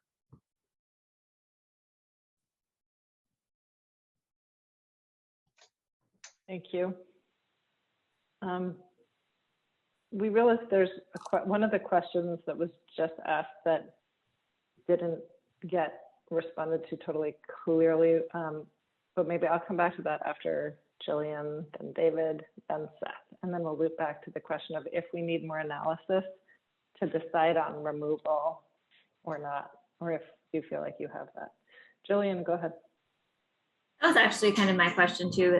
Mike stole a little bit of my thunder on it, which was if we were to, I feel like there's a couple of questions that keep coming up where we're hearing from you, oh, well, you know, it's not clear if the Office of Dam Safety would permit that. And I wonder if we need, is there a way to talk to them about some of those options before doing a full design, or do you only go to them when you have a design? Is my first question. No, we often consult with them and present the scenario to them. And the Office of Dam Safety is very good to deal with. So we could certainly talk to them and be like, yeah, that, you know, the town would like to go on a non-conventional route and maybe do this option. What do you guys think? They're pretty good about responding to that. So is it feasible for us to find out, you spoke to them a little bit, but I don't want to call them exactly alternatives, but the two approaches related to dam repair, where maybe it would involve the in front of or behind the trees. Are we able to ask the Office of Dam Safety what they think about that, and if that would require tree removal or not, just to kind of dispel any questions that we might have about it? I think it would be appropriate to ask them if there's any scenario they could foresee, or we could certainly present a couple of scenarios that they would then allow for trees to remain. Again, I think it's unlikely, but they are a pretty reasonable bunch to deal with, and we could do something like that. Okay. I was just curious if we had to wait until we like design something like that, which we might not want to pay to do if the answer is going to be no. We can get their initial thoughts, and they will come back and say, oh, of course, we want to see it backed up with engineering and such, but we could get their pulse in a preliminary manner first. Okay. My other, go ahead. Well, I think one of the things too is that dam safety would want to try to remain consistent from dam to dam. So we worry about, you know, they would worry, I would think, you know, hey, we let trees stay on this dam. Now we're going to have 100 other associations or dam owners saying, why don't you let me leave my trees? I had to cut all my trees. It's a very common deficiency that many dams in the state have: trees, overgrown trees, vegetation, and whatnot. Your situation's a little bit unique in that it's a very pristine area. There's only, you know, there's many trees, but the area itself is a lot better kept than we see a lot of dams that are just completely overgrown. But again, the consistency is what I'm trying to get across there. And then another thing to worry about potentially is, even if the Office of Dam Safety, that's one group, one permitting group. So they might allow for, hey, if you do X, Y, and Z, we'll allow these trees to stay. But then you have to deal with the other permitting agencies, the Corps and the other agencies that might not like the fact that you're filling in the area that is downstream between the bridge and the upstream dam, or they might not like the fact that you're filling in a large portion upstream of the dam to build a new dam in front of it. So, you know, but certainly we can ask, and it's a good point Derek made to ask. So I guess kind of related to that, it sounds like a lot of the questions we have about, like Mike was saying, the not fully designed spillway removal option. It sounds like a lot of the things people have been bringing up, at least my interpretation of it, like we've heard about concerns about the depth of the river and like the navigability of it. Those potentially are things that we could engineer as part of a like more finished design. Is there anything that you've heard or seen in the public input about concerns about that option, or like goals and desires for that option that you don't think could be fulfilled through a more complete design and also permitted?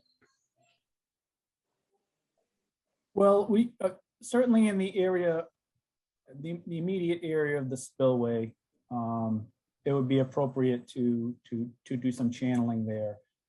You know, how far downstream we could go, you know, that's an outstanding, I don't know how far we could go down, how far we need to chase it, create a channel upstream, go downstream of the bridge. But certainly within the footprint of the spillway, we could. That would be totally appropriate, and that's common for us to do. I think, Jillian, your question, right, is like a pretty big question if there's anything that isn't sort of doable. Yeah. But I think maybe as a committee, we could come up with a few things that we like the idea of to make this option, like, and maybe on both options, right, to make them like workable and better, right? We talked, I think, last time about making the outcome of this beneficial, right, for the community, and really thinking about that. And maybe that's part of our job here, is to think about how to make that real in both cases. So I think we'll probably come back to some of your questions. But yeah, again, I apologize.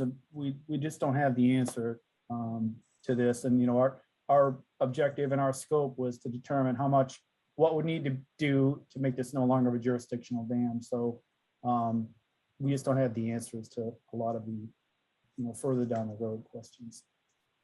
I think the committee probably appreciates your clarity on that, and that, yeah, that's great. Can we go to David? Yeah, David Ludding, go ahead. Yeah, hi. Well, I'm glad that we can make the riprap more appealing than the pile of concrete, but I'm wondering, can a boat launch be accommodated on the upstream side? I think that's totally reasonable. Yes, we see that often. Okay, thanks. Are you talking about the repair option? Yes. Yeah, okay. Yeah. We still have water in the impoundment area. Yep. Okay.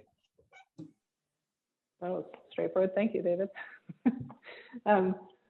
Seth, go ahead, and then Becca. All right. Great, thank you. I was glad to see that we had you know, a couple of other options, and my questions were similar to Jillian's. And I would wonder if you can get back to us with information of if that reserve flood area would make that option not viable. But would like to see, you know, I guess we're going to do a field trip to a you know, an area that a dam has been removed. Is there any other dams that have been backfilled like this one that you know of, or not like this one, like the option that you provided? And you know, what does that look like? The other thing would be interesting to me is we've had quite a bit of flooding this summer, and I was wondering if you have any idea whether that would be considered the 10-year, the 50-year, or the 100-year because it sort of would give you an idea of the risk under the situation, the dam as it is today and under those conditions. And then the last thing is, and this is sort of outside of the specific dam, but the area around the dam that David talked about, possibly putting something in. We haven't talked at all or seen anything regarding what the park area is going to look like around the dam once we're finished with these options, and is there opportunity to improve those areas as well? Well, third question, the park area, that's pretty much anything you'd want to do there within reason. We see dam embankments used for park areas as long as there's not, significant penetrations in the embankment. Picnic tables and maybe even a playground might be fine if it's further enough over. Although maybe not a playground. But yeah, there'd be room for recreation on top of the dam. I'm sorry, you had 3 questions. The second one. Well, one was the flooding of what we had this year. Would you consider that a 10-year, 50? What was the level of that flooding? Yeah, I'll let Mark interject in a second, but what we saw this year, although it was a lot of rain for the summertime, was really nothing compared to some of the largest storms we've seen 2010, 2013 of recent notability. Mark, do you have a sense? Plus it was a summertime. The ground is very absorbent in the summer, all the trees and everything, a lot of evapotranspiration. Yeah, I didn't really look into that. That's a good question. That's something, but again, it's a giant, very large watershed. So like you might have an extreme localized storm flooding or 100-year flood in an extreme local area, but it's really, that might be only a blimp to the dam if it's not a major hurricane style where you have widespread flooding across the entire watershed. So I'd have to look at kind of how that thing, basically, it would be a big enough storm to affect the entire watershed where you would experience the major flooding, I guess. Right, and then the last one was just the viability of one of the third or the fourth option you gave about backfilling, and whether that flood zone would make that obsolete if you remove that. Well, yeah, I recall now. I think you might have asked if we knew of an example where the back end of a dam had to be filled in, and I can't think of one, and I doubt there are many that have done something similar to that. Again, it's a tough sell to the Office of Dam Safety to not remove trees from a dam, but and the question about there would be a loss of flood storage. And maybe a question is, can this be engineered around? Perhaps, but that's a tricky thing. Filling in floodplains is tricky business, and again, I think it opens up some liability scenarios. I hope that addressed your question. Okay, thank you. Becca, and then Jillian, and then Bill. So thank you for this presentation. I think you touched on a lot of the things that have come up in questions. And I think one of the things that I've heard, and I understand why, but I just want to flag, is that you don't have the answers to everything for a number of reasons. One is you weren't asked to find the answers to all of the things, but there are unknowns. But I think that where I'm coming from and what I've heard, not where I'm coming from, what I've heard from a lot of people is that there seems to be this disconnect around really understanding that it's not a flood control dam and that it is a flow of river. And so I have heard people say, I know it's not about, or they say it's not flood control, but I don't know about that. And so I think there is this piece where when you do say things like you don't know what will happen downstream because of the rock beds and it's different, that doesn't, I want to make sure it's not discrediting the work that you did do around modeling and knowing where the flood is. Like, there are things you don't know, but the work that you did to understand the levels of the flow, that's certain based on your analysis. For sure. So I'm not asking a question, I'm making an observation no. of just separating these two things, because I don't want your unknowns to discredit what you do know, I guess. Thank you. Yeah. Thanks, Becca. Jillian, go ahead. Thanks. I wanted to just ask a question that I've heard from residents at a couple of meetings, and it's related to properties downstream of the dam. So kind of building on what Becca said, but so there's a book of photos of Natick, like older photos. I used to always see them at Barnes and Noble, these kinds of books, those like little thin, like sepia cover books. And in that, it has a picture of the canoe rental place that was on stilts. And I understand that it was destroyed in a storm, and this is downstream of the dam. And I've heard the question from a resident asking if for having this belief that if the dam was not there, the houses at the end of Water Street would never have been built because they would actually be in the floodplain. Can you help us understand if that's something we should be concerned about for those residents?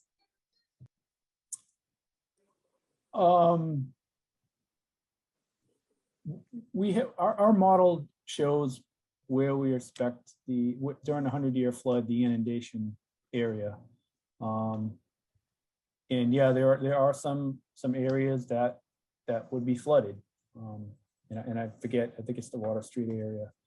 For sure, dam or no dam, there's going to be some residents that'll be flooded along this river. And Mark or Jim, you have anything to add there? Well, yeah, you accentuated that during the presentation of that slide, that whether there's a dam or not a dam, the downstream flooding under the 100-year storm event is pretty much unchanged. It's going to flood whether we have the dam or not. And the flooding isn't any worse whether the dam is there or not. It's essentially similar. Right. The dam isn't serving to limit any discharge downstream. We're in a dam with a large reservoir, which could soak up a lot of flood water and reduce the amount of flow that reaches downstream. But like we said, this dam is basically a run-of-the-river dam. What's flowing downstream, it will be the same. It will flow at the same rate, whether the dam is there or not. So you have the same floodplain downstream as you do before and after the dam. And looking at the current floodplain maps, there are some houses downstream of the dam that are currently in the floodplain. That would not be expected to change whether the dam is removed. There wouldn't be more or less. Or if the dam is repaired. Exactly. Yep. So I guess like I'm hearing you, and I have heard this asked a couple of times, and I'm not a historian by any means. I just looked this picture in this book that was recommended, and I'm wondering, like, the way that the pictures look is that there was maybe a point where there wasn't like a house on a property, or the river was there and now it's not. And but what you're saying is that the river wouldn't change from where it is today downstream based on your model and your expectation because of the function of the dam as a run-of-the-river dam. I just wanted to clarify that.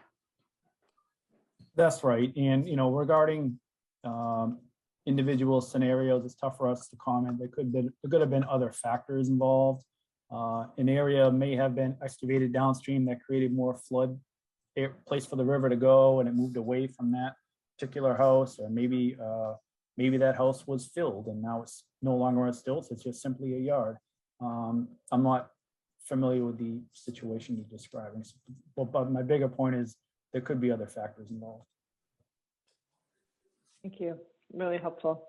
I see 4 hands, and I also want to invite any committee members. Feel free to flag in the chat for Maggie and me and the team if there are kind of big, important questions that you think we need to carry forward. I know there are several. I'll name a few of them, but we want to tag those as we wrap up here. Bill, then David L, then Mike, then Terry. Go ahead, Bill. Thank you, Ona. Just very quickly, just to note that the presentation spoke about filling behind on the downstream side of the dam. That was not an alternative that was presented by GZA. Locally, that could not be permitted for the filling in of the wetlands in addition to the floodplain. So that's something that wouldn't even pass our Conservation Commission to be able to do that sort of work. And just to clarify, when we're talking about the flood storage, were we to empty the impoundment area, completely empty it before a storm, then the time it would take the river to fill that impoundment area would be measured in minutes, not even an hour. So when they talk about not having flood storage, it really does not have flood storage. It'll literally fill up probably within about a half an hour to 45 minutes, fill, and then be flowing over the spillway. So just to put a little context onto those, that's something that we have looked at, and we're not able to operate those gates right now, but what would we gain by repairing just the gates and keeping the dam in that way? And there's really no point in just repairing the gates for that reason. There's just no flood storage there. Thank you, Ben. Bill, that's very helpful. David, go ahead. So regarding the repair option, we have seen representations of what a park might look there, but it's really just pretty basic. At what point in our process here are we actually going to consider what some professionally designed park options might look like? I'm going to try to field that one for the planning team, just to fill you all in on our thinking to date. We had thought it would be getting, like 6 months ago when we were designing this, that it would be sort of presupposing too much to also assume we were designing a park before the community had decided they wanted to go that direction. I think we're hearing pretty clearly at this point that we need to explore the different options more with something.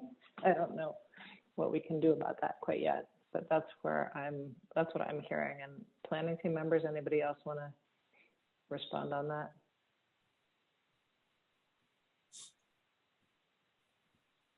Right, we hear you, David, and we're thinking about it, and we're gonna keep talking about it and seeing what we can do. Thank you. Mike, go ahead. Yeah, just to add a little bit to, I forget who brought it up, but the canoe livery that got washed away. I think, that's obviously the concern, and I think number one is that a flooding from a catastrophic event, if the dam gives way in a storm, is what all us down here in Water Street should really be concerned about. And the overall purpose of this is to eliminate that risk or minimize it. And then, in particular, there was a dance hall and that canoe livery, and they both are no longer there. There's no buildings there. Both of those buildings were not necessarily inhabited buildings. They weren't houses. They were built right on the river for specific, specific purposes. And I know at least one of them was actually damaged beyond repair because of ice in a high water event, and there was ice that broke away that took it out, and the ice broke away from whatever the mill dam that was upriver from it. So again, eliminating the dam, I think, helps with that. During a winter high water event, it's the ice build up, and then a piece breaks away, falls over the dam, and away we go. So those are just things to keep in mind. I know we all get questions from others that are interested in this process, and just ice. The flooding is going to happen. We know what the floodplains are, especially everyone here in Water Street and in this neighborhood knows. And we cross our fingers when these events are coming in, and we move things up from our basement, and life goes on. So, those two buildings are no longer there, and let's all keep our fingers crossed. That's it. Thank you. Carrie, go ahead. Thank you. Actually, the canoe livery, interestingly, was demolished in a hurricane when the current dam was in place. That the amount of flooding in 1938 is what took it out. So the dam itself doesn't offer protection. I'm trying to understand whether there are any ways of treating downstream riverbanks in any way that can offer any protection. It's not so much, and I'm not talking about necessarily putting up kind of flood barriers, but trying to find whether there's any mitigation that can be added at that point in the river to create some sort of a protective mechanism. And I don't have specific ideas. I understand we don't want to do what the Army Corps of Engineers did, probably 40 years ago, when they decided to try to straighten out the James River in Virginia so that water could move downstream and faster and prevent flooding. And the answer is, when Richmond flooded, they suddenly realized that taking all the kinks out of a river was not necessarily a good thing.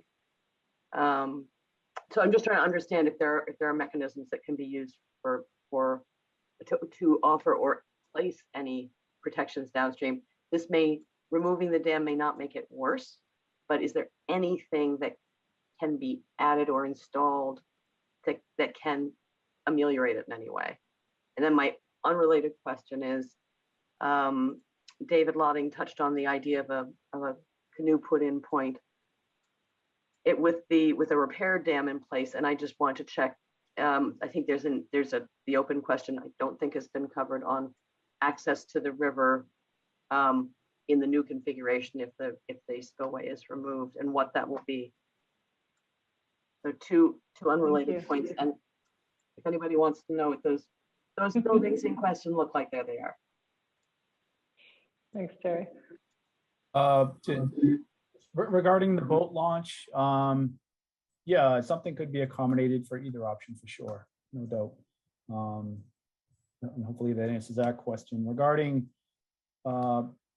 constructing something to protect downstream areas, that's a very complicated topic that would require a lot of analyses, a lot of permitting. And if you're preventing one area from being flooded, well, guess what? Now you're going to cause flooding in another area. So it's a very complicated topic, and not one I can answer right now for sure. And not one that might be and one that might need to be decoupled from the removal or repair. We can probably only get permit conditions so far up and downstream. I'm not sure if combining that into this project would be feasible because of what Derek said. There's really a lot of other permitting thoughts and hoops to jump through.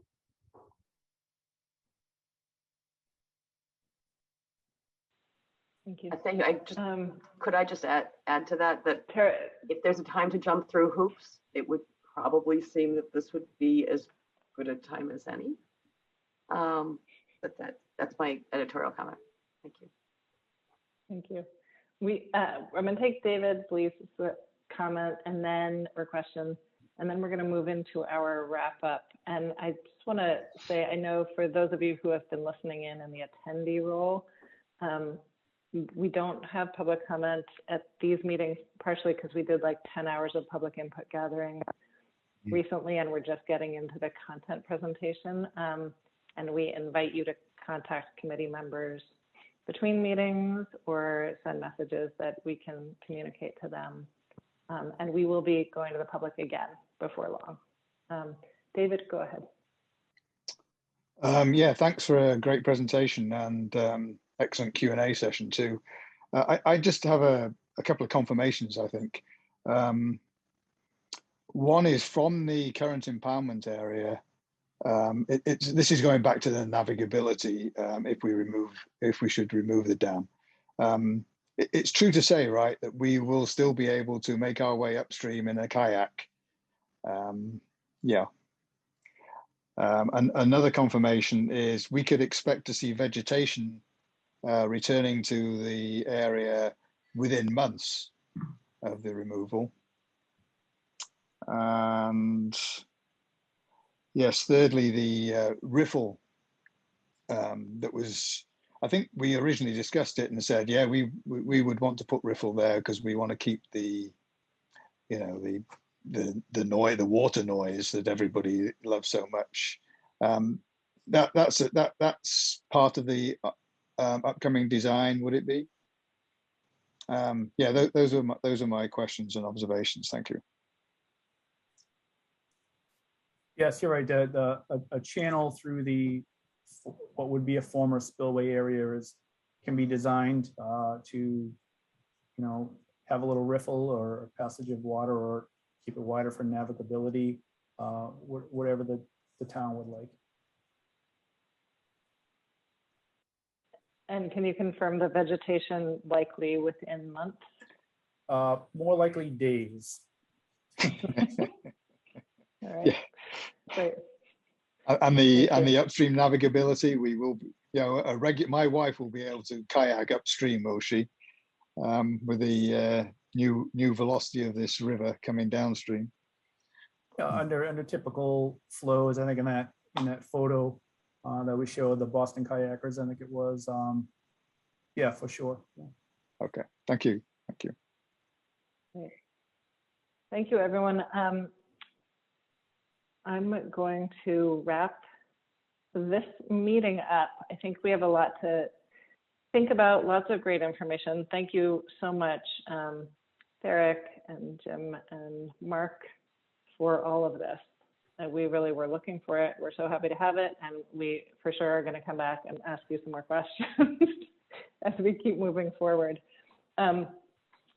We will, as always, be sending draft notes to the committee. We'll be posting the notes from the last meeting now that they're approved on the website. We'll be posting the recording from this meeting as soon as we can, so the next few days. We are preparing for our upcoming meeting on ecological considerations.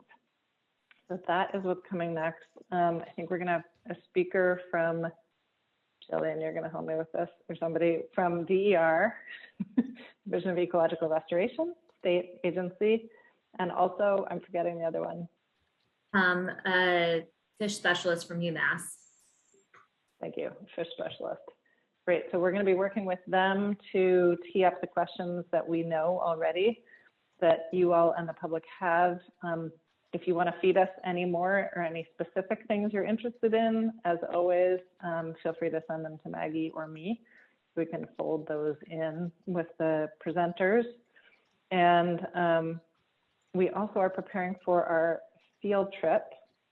And Jillian, do you want to say a little bit more about that? We sent out the agenda, and that's, I think, posted now for everyone on the public website.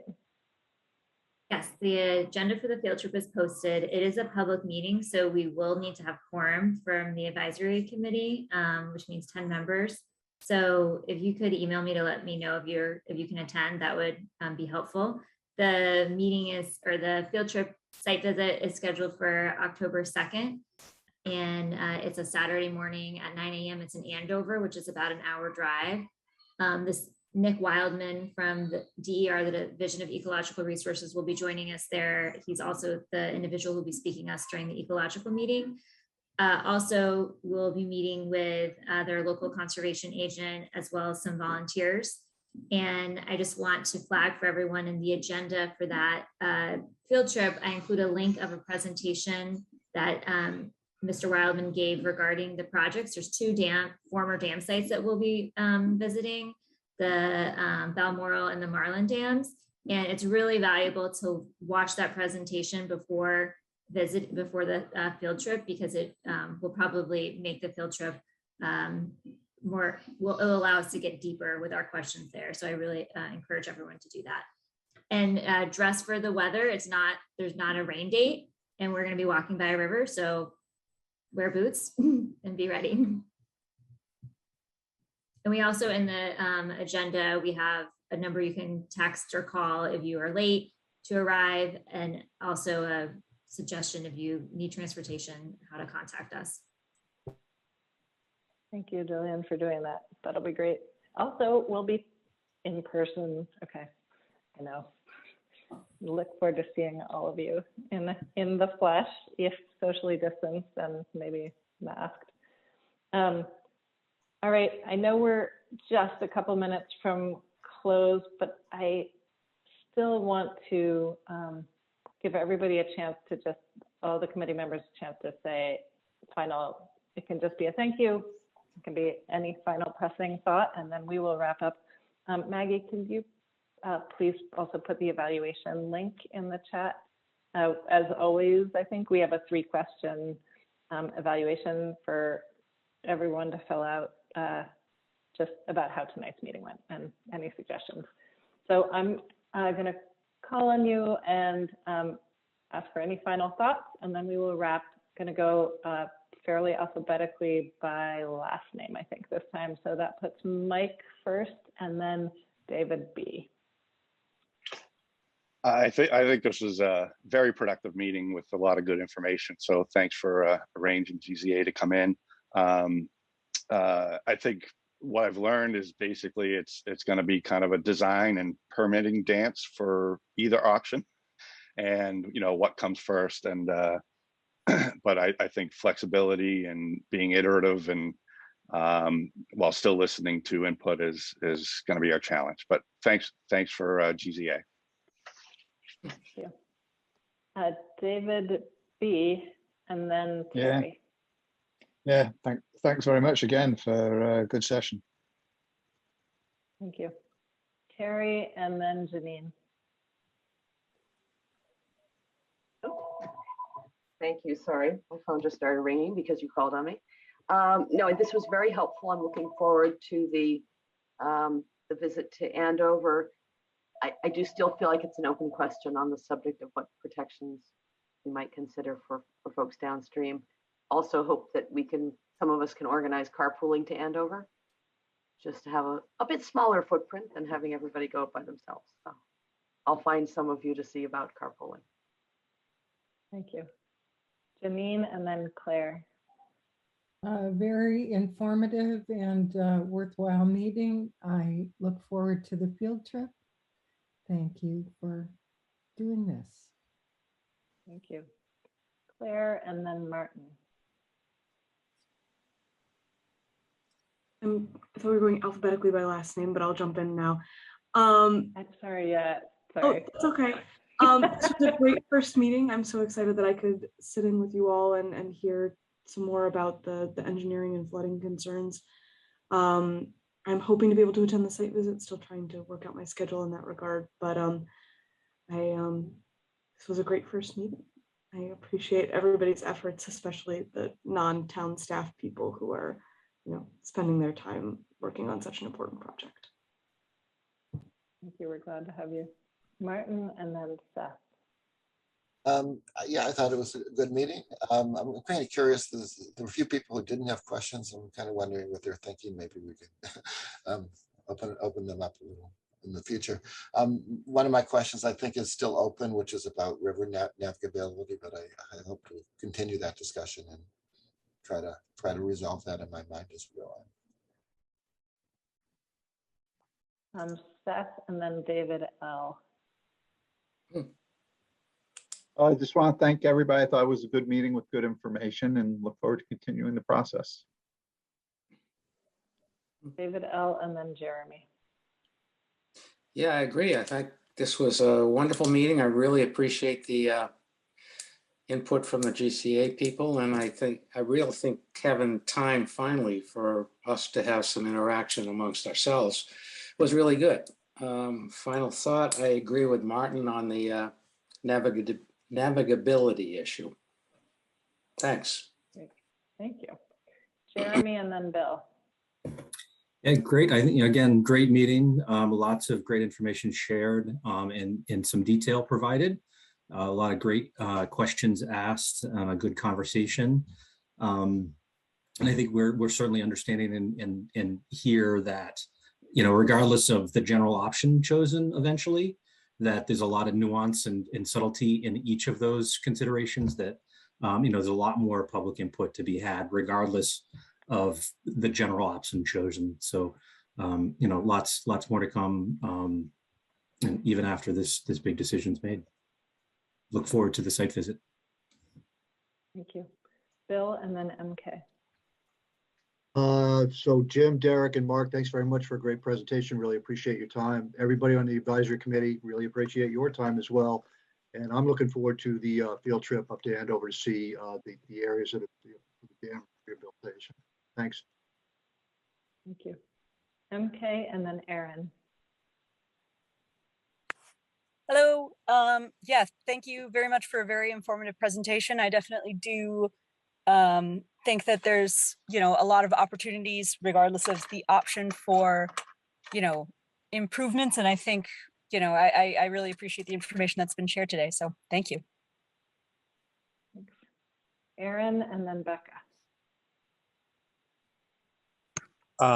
So yeah, thank you very much for the presentation and all the information that you provided. You know, for me, I think I mentioned this last time, but at the remove the dam aspect, you know, some of the design elements of, you know, what's the river going to look like? Can we, you know, put in a trench or whatever it is to allow good flow? What's the park going to look like afterwards? You know, some of the visuals and design presentation of that, I think would be good for the community to see, to maybe ease any concerns that they have of, you know, what such a drastic change to this area might look like.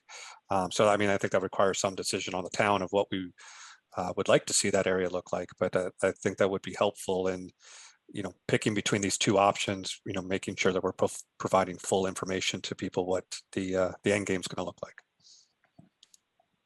Thank you. Becca and then Jillian.